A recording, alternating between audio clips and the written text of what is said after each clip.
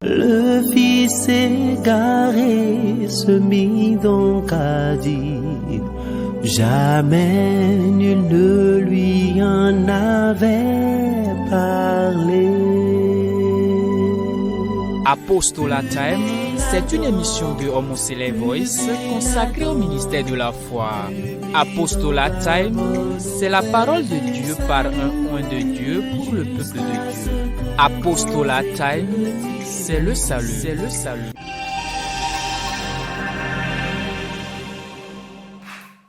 Bien-aimés en Christ, amis téléspectateurs de Homocélé Voice, nous voici encore devant vous aujourd'hui pour décider le thème de la semaine intitulé Dieu est pour nous un refuge et un appui. Dieu est pour nous un refuge et un appui.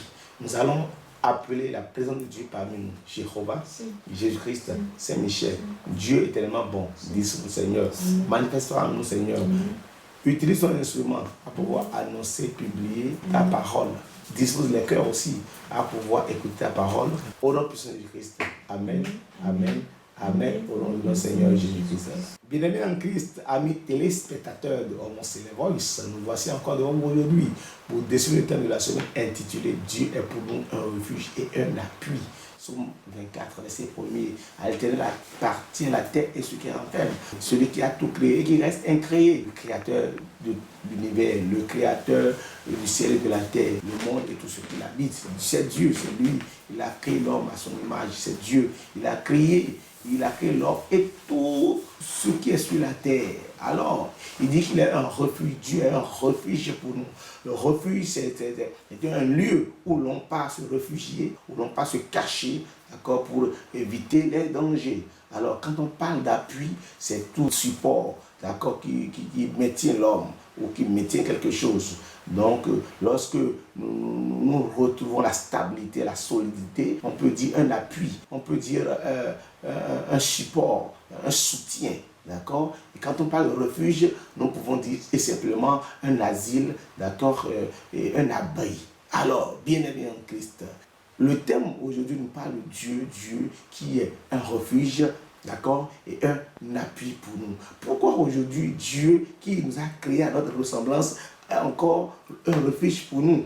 C'est parce qu'aujourd'hui, évidemment, nous avons trébuché. C'est parce qu'évidemment, il y a un temps que nous avons délaissé le Seigneur. C'est parce qu'évidemment, il y a un temps que nous avons trébuché et Dieu nous a lâchés. Et il revient pour nous dire qu'il est un refuge pour nous et un appui pour nous. Bien-aimés en Christ, sinon, qui nous souviennent à la Genèse, à l'entame, la Bible déclare dans Genèse chapitre 1, verset 26 et 27, que Dieu créa l'homme à son image. Genèse chapitre 1, 26, 27. Puis Dieu dit, faisons l'homme à notre image, selon notre ressemblance, et qu'il domine sur les poissons de la mer, sur les oiseaux du ciel, sur le bétail, sur toute la terre, et sur tous les reptiles qui rampent sur la terre. Dieu créa l'homme à son image, il le créa à l'image de Dieu. Il créa l'homme et la femme. Alors, Genèse chapitre 2, verset 7. L'Éternel Dieu forma l'homme de la poussière de la terre. Il souffla dans ses narines un souffle de vie et l'homme devient un être vivant. Alléluia. Alors, la ressemblance de Dieu, c'est un être vivant. Alors, qu'est-ce que Dieu a fait? Dieu, à l'entame, nous a réservé un abri. Genèse 2, chapitre 15. Le refuge dont on parle, c'est le jardin d'Éden. Puisque c'est un lieu où l'on se cache, un lieu où l'on s'abrite, c'est un lieu où l'on se réfugie. Alors, le refuge de l'homme était le jardin d'Éden. Dieu est un refuge pour nous, oui, mais à travers le jardin d'Éden, Dieu a réservé cet espace pour nous. Et cet espace était notre refuge, oui. L'Éternel Dieu prit l'homme et le plaça dans le jardin d'Éden pour le cultiver et pour le garder. Donc, on était gardé dans le jardin d'Éden. Alléluia.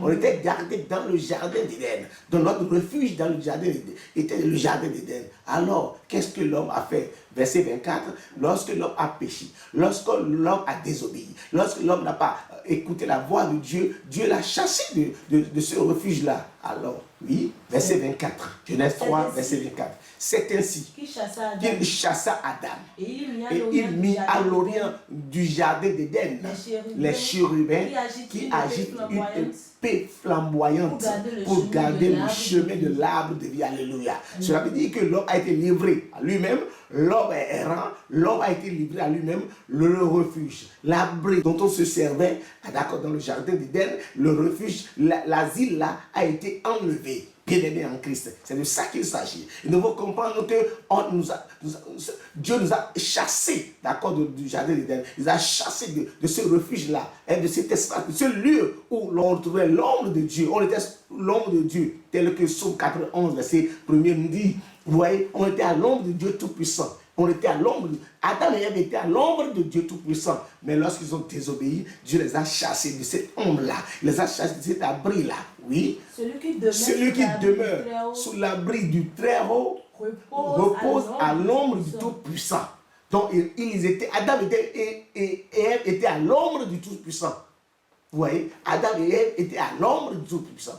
Lorsque nous avons péché, Dieu nous a chassés. Donc Dieu a chassé Adam et Ève de ce jardin. L'homme est devenu errant par-ci par-là, et dans la continuité, d'accord, de la vie, nous sommes retournés en Égypte parce que nous avons péché. Alors l'Égypte, sous le joug de Pharaon, ils ont appelé Dieu. Ils disent mais c'est Dieu, mais quand même Dieu ne peut pas nous laisser, et puis c'est lui qui nous a créé à sa ressemblance. Bien-aimés en Christ, ils ont appelé le Seigneur, ils ont appelé le secours, ils ont appelé l'abri, ils ont appelé l'appui de Dieu. Oui, ils ont appelé l'appui de Dieu. Bien-aimés, Exode chapitre 3 verset 7. Exode 3 7.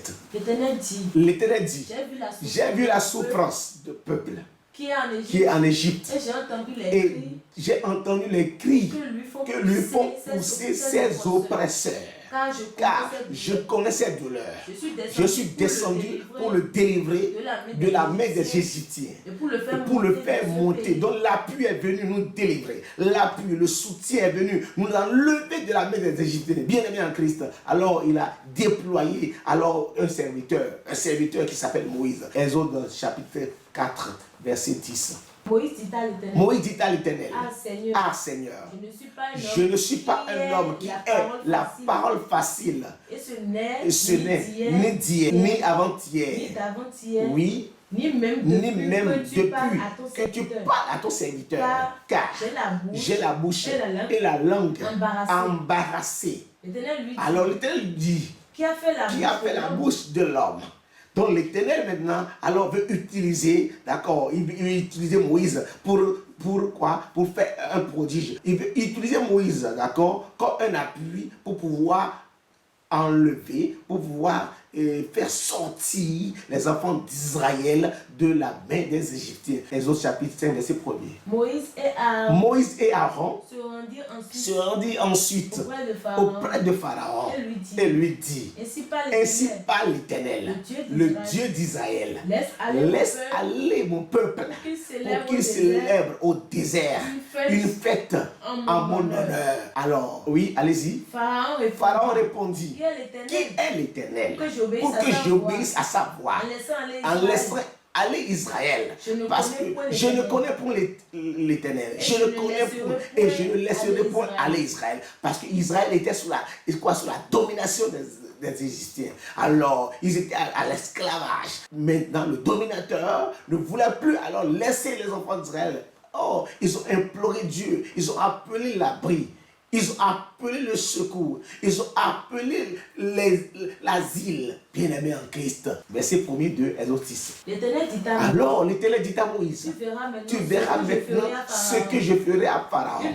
Une main puissante le forcera à les chasser de son pays. Ah, oui.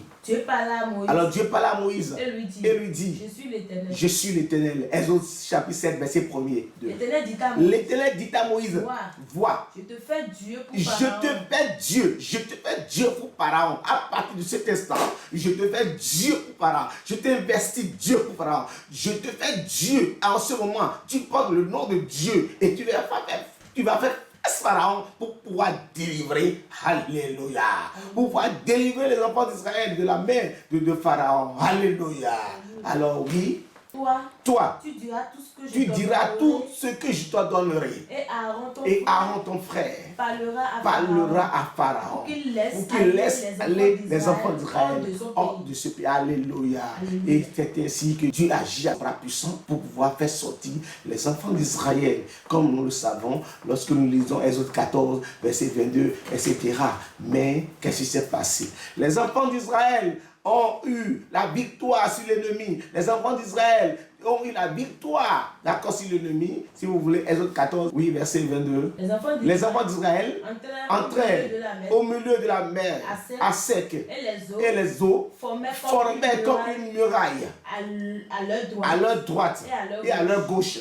Les Égyptiens les poursuivirent. Et tous les chevaux de Pharaon, ses chars, ses cavaliers entraient au milieu de la mer. Alléluia. Alors Dieu a englouti Pharaon et ses chevaux dans la mer Rouge et a sauvé, a délivré les enfants d'Israël. Alors là, Dieu devient un appui. Il devient l'appui maintenant, d'accord, pour les enfants d'Israël à travers son serviteur Moïse. Bien-aimé en Christ. Alors, qu'est-ce qui s'est passé? Exode chapitre 32, versets 4 à 5.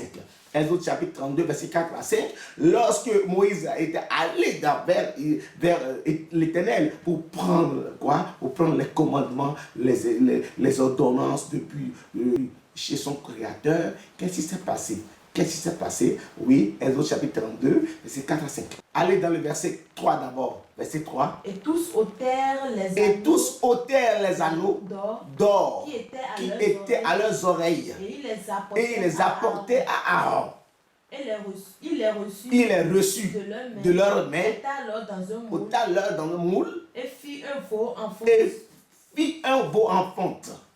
Et il dit, Israël, voici ton Dieu qui t'a fait sortir.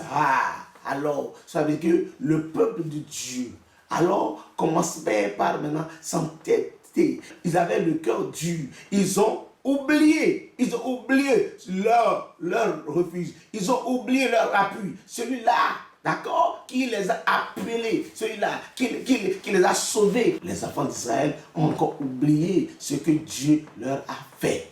Bien-aimés en Christ, il faut comprendre que les enfants d'Israël ont encore trébuché. Ils ont péché parce qu'ils attendaient la venue de Moïse. Pour eux, Moïse tardait. Bon, ok, alors il faut trouver un Dieu. Et en même temps, il faut trouver un Dieu. D'accord? Alors, ils se sont fait un veau d'or, comme nous venons de dire. Alors, Dieu s'est retiré d'eux. Parce que Dieu n'est pas avec le péché.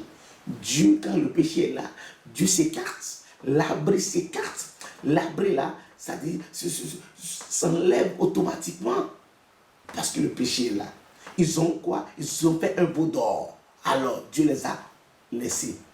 Mais qui nous souviennent de David. Lorsque David avait placé toute sa confiance en l'Éternel, Dieu a demeuré sur tout le temps son refuge, tel que la Bible déclare dans Psaume chapitre 46, verset 2 à 3. D'abord, d'où le thème a été tiré. Le thème de la semaine a été tiré dans Psaume chapitre 46, verset 2 à 3. Dieu est pour nous un refuge. Dieu est pour nous un refuge. Un appui. Un secours qui ne manque jamais dans la détresse. David l'a dit parce que Dieu lui a fait montrer des choses terribles. Regardez par exemple devant Goliath. David ne pouvait pas tenir devant Goliath. Mais il disait, je viens vers toi accompagné de mon Dieu. Vous voyez un peu? Donc il avait mis toute sa confiance en Dieu.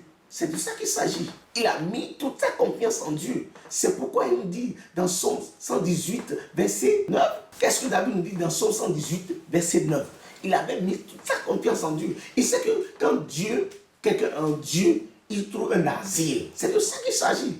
Tandis que les enfants d'Israël ont mis leur confiance non seulement à Moïse, mais ils n'avaient même pas une confiance totale. C'est de ça qu'il s'agit. Il faut reconnaître que Dieu est notre refuge. C'est de cette nuance qu'il est question. Il est question de cette nuance parce qu'il faut reconnaître que Dieu est notre refuge. Qu'est-ce que David dit dans Psaume 118, verset 9? Mieux vaut chercher un refuge en l'Éternel. Mieux vaut chercher un refuge en l'Éternel que de se confier au grand. Que de se confier au grand. C'est important.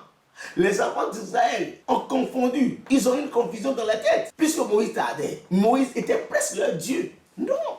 Nous ne devons pas faire ainsi. Notre Dieu est notre refuge. Puis c'est lui qui nous a créés. C'est lui qui est notre abri et notre appui. Dieu s'est servi de Moïse, d'accord, pour délivrer les enfants d'Israël. Point. Dieu maintenant a utilisé David pour se manifester. C'est pourquoi 2 Samuel 22, verset 2, qu'est-ce que David a dit? David a reconnu que Dieu est fort, il est formidable. David sait que Dieu, c'est lui qui est tout pour lui, parce qu'il a mis totalement sa confiance sur lui et Dieu ne l'a jamais abandonné. Oui. Il dit, l'Éternel est mon rocher. L'Éternel est mon rocher. Ma forteresse, mon libérateur. Dieu est mon rocher. Dieu est mon rocher. Où je trouve un abri. Mon bouclier. Et la force qui me sauve. Ma haute retraite. Et mon refuge. Oh mon sauveur. Tu me garantis de la violence. Je m'écris. Parce qu'on dit le refuge, c'est un lieu où l'on se cache pour éviter la violence, pour éviter le danger. Oui. Je m'écris. Loué soit l'Éternel. Et je suis délivré de mes ennemis.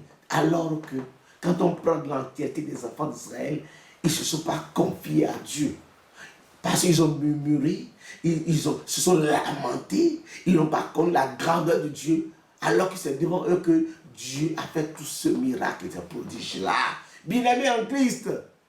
Alors, Dieu, voyant l'endurcissement du cœur de l'homme, a jugé utile d'envoyer son Fils unique une fois de bon pour que nous ayons un refuge éternel. Parce que le refuge dont Moïse avait servi était éphémère. Le refuge était éphémère. Le refuge éternel vient de Dieu. Et c'est en Jésus-Christ que nous devons avoir. C'est très important, bien-aimé en Christ. Il faut que Dieu soit notre refuge. Il faut que Dieu soit notre appui. C'est de ça qu'il s'agit. Il faut que nous mettions la confiance totale en Dieu.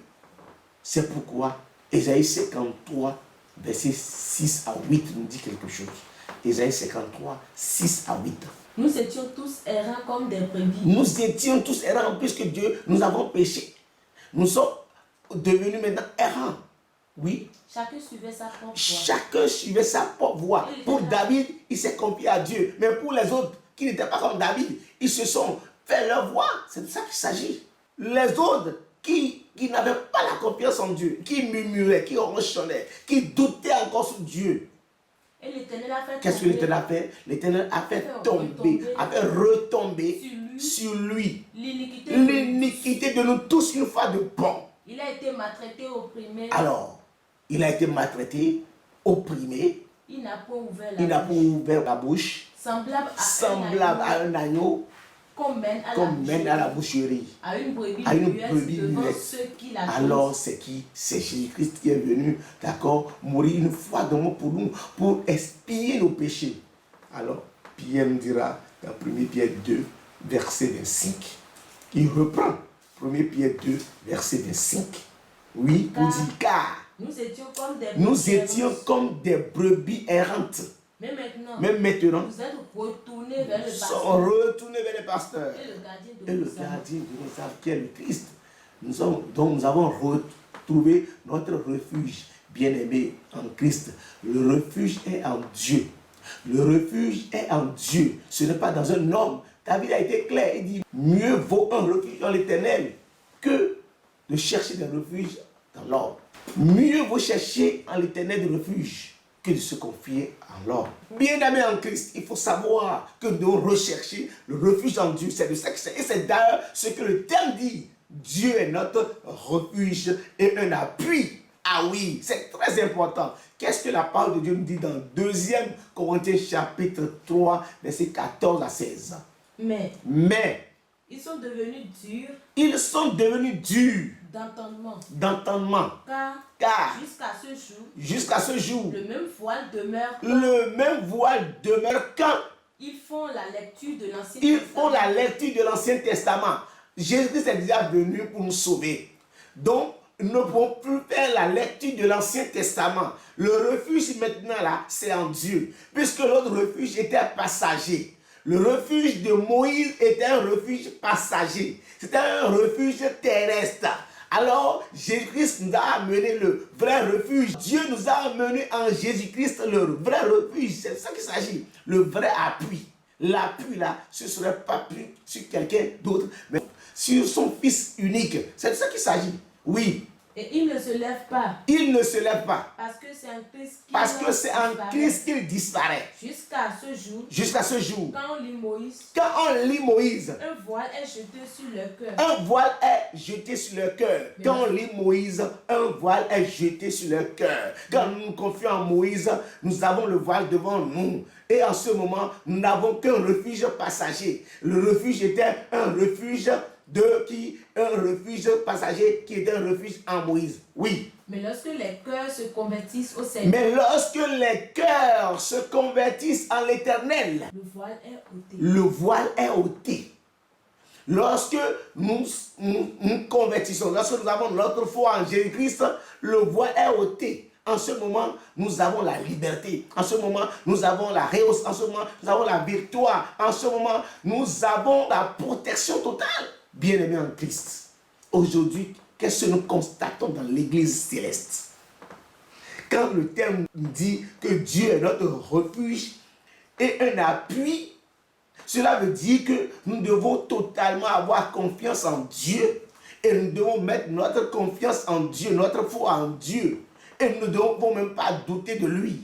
Nous devons éviter quoi? Éviter le refuge passager. Nous allons constater que les gens aujourd'hui oublient même Dieu et se confient à Papa Achafa, qui est un homme.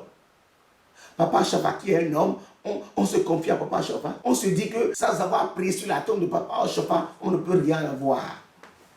Et on laisse Dieu et on crie Papa Achafa. Même Papa Achafa qui est là-bas, il n'est pas content de nous. Les gens mettent leur confiance, d'accord, en Papa Achafa au lieu de Dieu de Papa Achafa. C'est la même erreur que les Israélites ont fait au temps de Moïse. Et ils se confiaient même à Moïse de peur, même que Moïse cachait son visage. Allez, dans 2 Corinthiens chapitre 3, verset 12. Ayant donc cette espérance, nous usons d'une grande liberté. Et nous ne faisons pas comme Moïse. Nous ne faisons pas comme Moïse. Qui mettait son visage, un voile sur son visage. Pour que les fils d'Israël ne fussassent par les regards sur la fin de ce qui était passager. Sur la fin d'un refuge passager. Moïse savait, c'est pourquoi il cachait son visage. Et il leur disait, c'était pas moi. Moïse disait, c'était pas moi, mais c'était mon Dieu qui faisait ce miracle-là. C'est mon Dieu, n'ayez pas refuge à moi. Il vaut mieux chercher un refuge en l'Éternel que de se confier au grand, au prophète. Le prophète, peut-être n'importe quel prophète, c'est Dieu qui a travaillé en lui. Alléluia. Mais aujourd'hui, nous nous confions à la tombe. Nous nous confions à la tombe de Papa Achafa. Et puis nous laissons, on cherche à aller Godropa, on cherche à aller à des endroits alors que Dieu est esprit. Et tous ceux qui l'adorent doivent l'adorer en esprit et en vérité. L'heure a sonné que nous adorons Dieu en esprit et en vérité. C'est de ça qu'il s'agit. Et il faut reconnaître cela. C'est de ça qu'il s'agit. Nous avons prié, nous avons demandé la plénitude de cet esprit. Dieu l'a accordé. Nous avons reçu les dons, les différents dons de cet esprit. Et nous laissons ces dons maintenant. Et nous cherchons, nous allons encore à la tombe. Non! Il faut que nous évitons le sécrétisme. Mais bien aimé en Christ, c'est de ça qu'il s'agit. Il faut qu'un jour, nous nous réveillions de notre sommeil. Moïse, il était obligé de voiler son visage pour leur dire, ce n'est pas moi, ce n'est pas moi. S'il la même erreur, puisque les enfants d'Israël ont fait cela, ils n'ont pas obtenu le même refuge, le refuge éternel.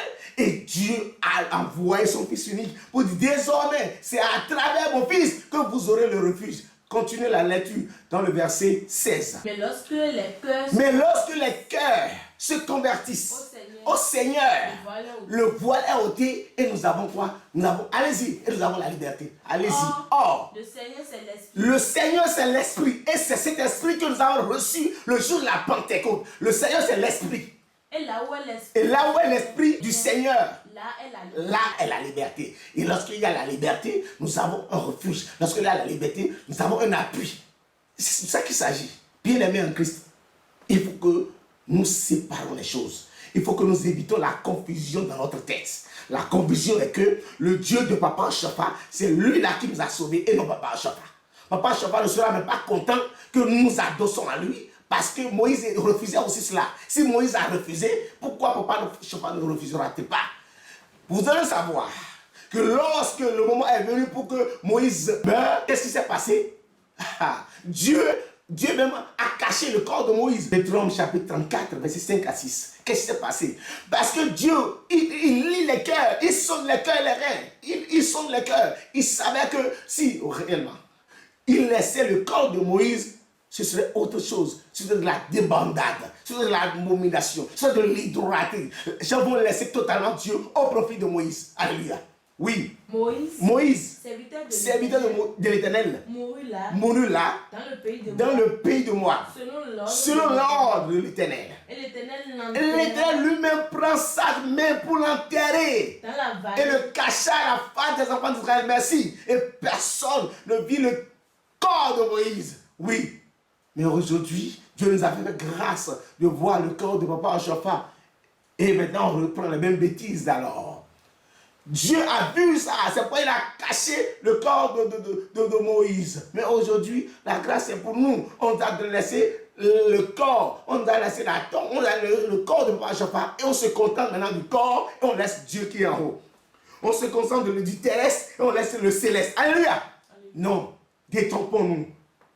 Détrompons-nous, bien-aimés en Christ.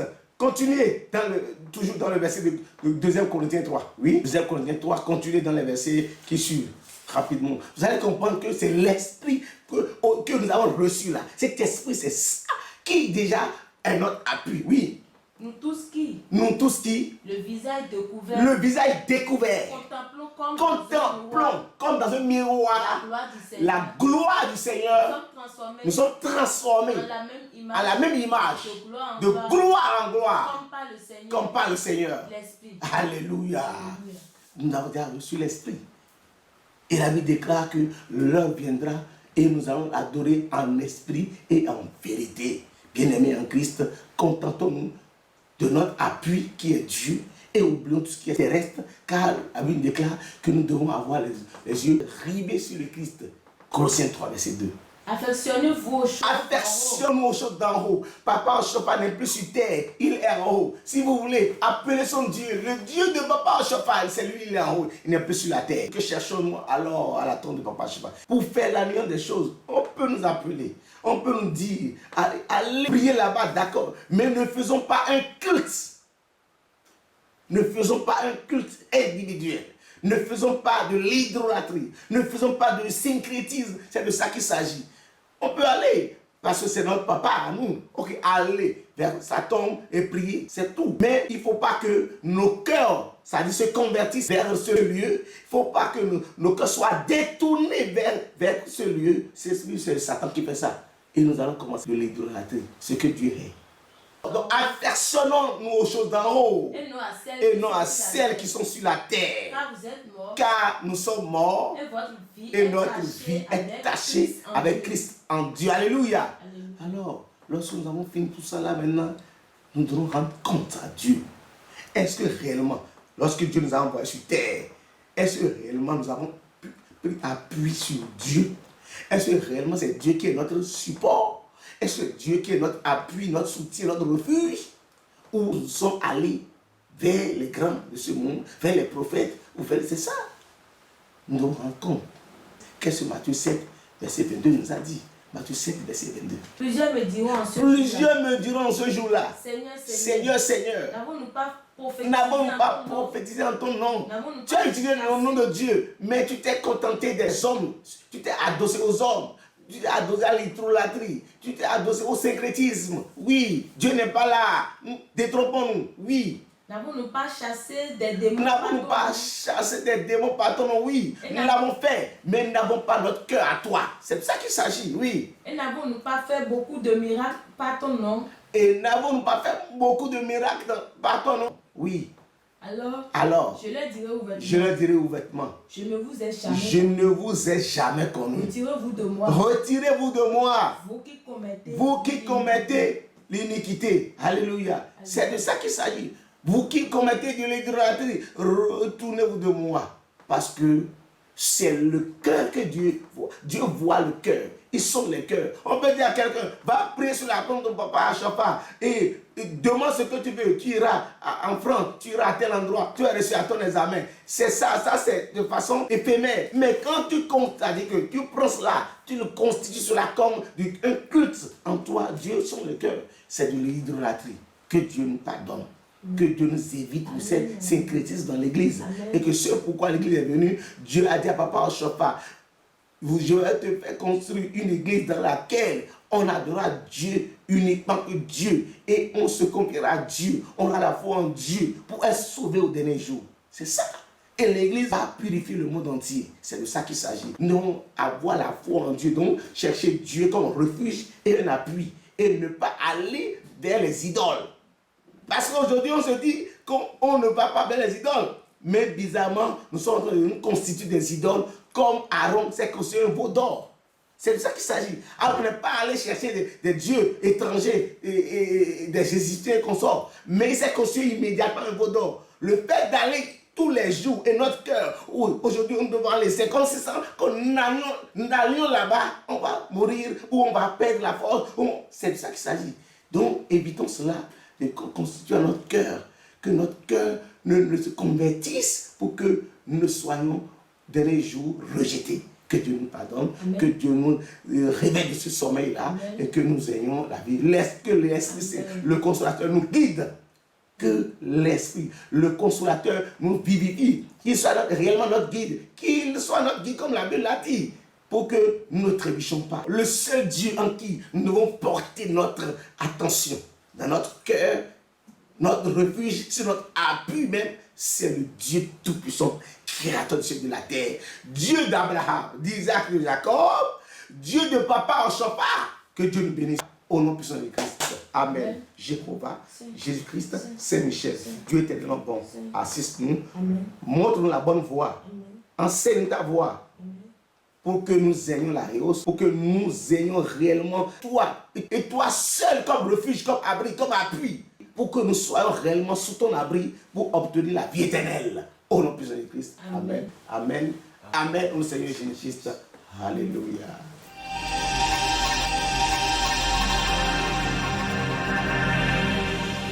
Le fils égaré se mit donc à dire, jamais nul ne lui en avait parlé. Apostolat Time, c'est une émission de Homoselect Voice consacrée au ministère de la foi. Apostolat Time, c'est la parole de Dieu par un oint de Dieu pour le peuple de Dieu. Apostolat Time, c'est le salut. C'est le salut.